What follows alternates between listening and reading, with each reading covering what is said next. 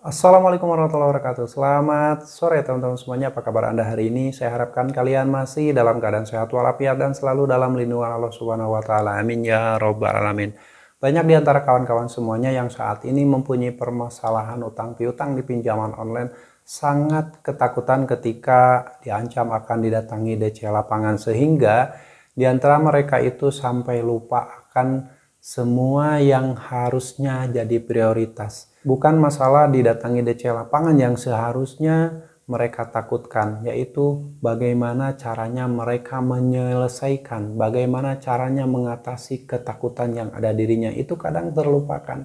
Padahal sumber ketakutan ketika didatangi DC lapangan adalah dari pikiran Anda sendiri.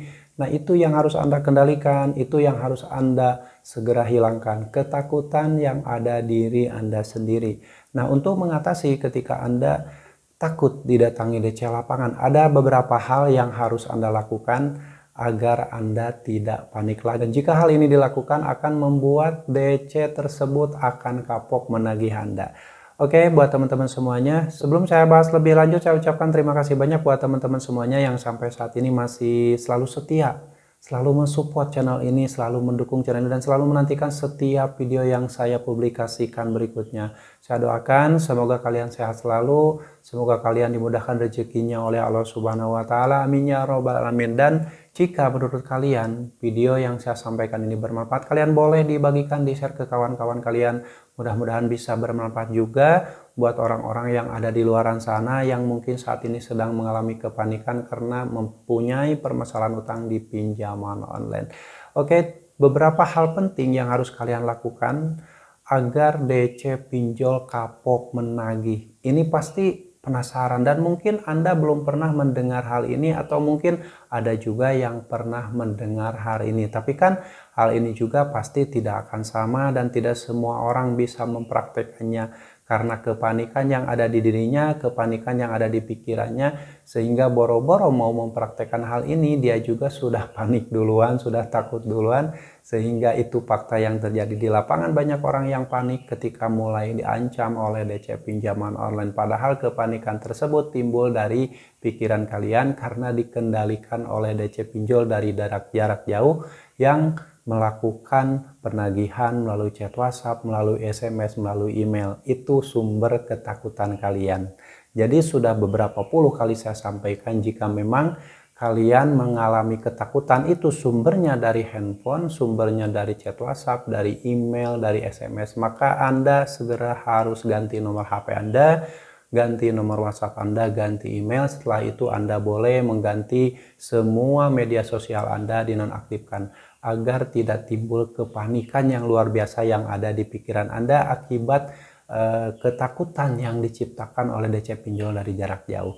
Oke, beberapa hal yang membuat DC pinjol kapok menagih ini bisa saja terjadi pada kalian dan bisa dipraktekkan oleh kalian, yaitu yang pertama, jika ada DC pinjol yang menagih, kalian harus pelajari beberapa aturan-aturan penagihan dari DC pinjaman online. Aturan-aturan tentang pinjaman online itu tidak masalah, memperbanyak pengetahuan hukum tentang utang piutang dan sebagainya, itu tidak masalah dan bisa kalian lakukan. Dan jika ada DC pinjol yang mengancam akan proses hukum, akan didatangi DC lapangan dan sebagainya, kalian sudah paham bagaimana utang piutang itu masuknya di ranah hukum apa, lalu kalian akan paham ketika dibaweli oleh DC pinjol. Dan kalau ada DC pinjol yang cerewet, yang bawel, kalian bisa langsung dibalikin lah itu omong-omongan DC pinjol tersebut dengan ilmu yang sudah kalian pelajari tadi.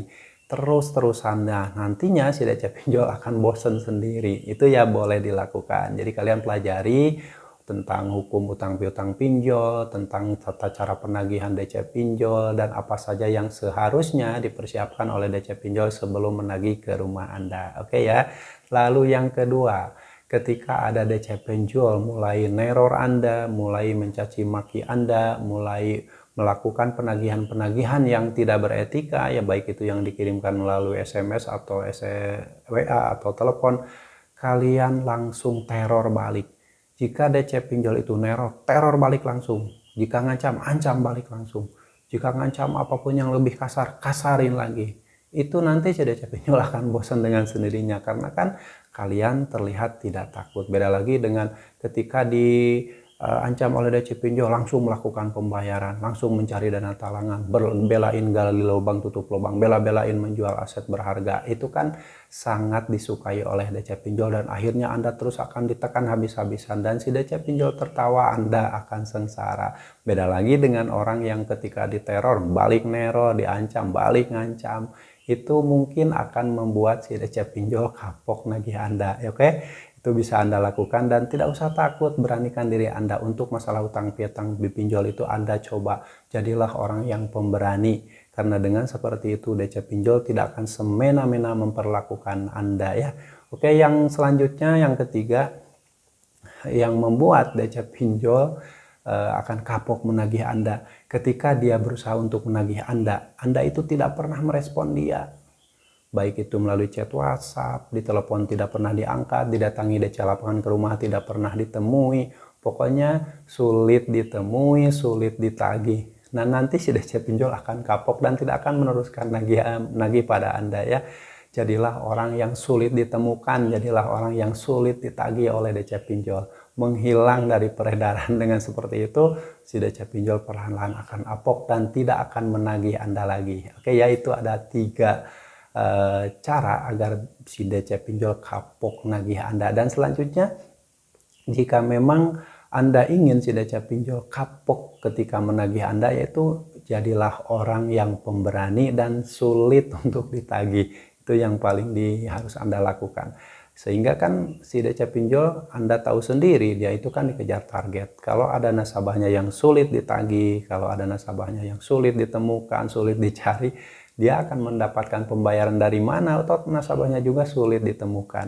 Nah, sementara dia setiap hari ditarget harus menagih, harus mendapatkan tagihan, harus mendapatkan struk bayar, dan setiap hari bosnya atau atasannya si DC pinjol akan terus menekan, akan terus memaksa DC pinjol agar terus-terusan melakukan penagihan dengan cara apapun. Nah, jika ada nasabah yang sulit ditagih ketika diteror balik neror, ya dia tidak akan mendapatkan struk bayar dan targetnya tidak akan tercapai, dan kemungkinan jika terus berlanjut seperti itu, si DC pinjol tersebut akan diberhentikan dari pekerjaannya. Itu kan bisa terjadi. Oke ya teman-teman, cukup 3 saja untuk saat ini Anda lakukan ketika Anda tidak mampu lagi membayar utang di pinjol, dan jadilah orang yang sulit ditagih. Ketika diteror dibalik neror lagi, diancam-ancam balik lagi.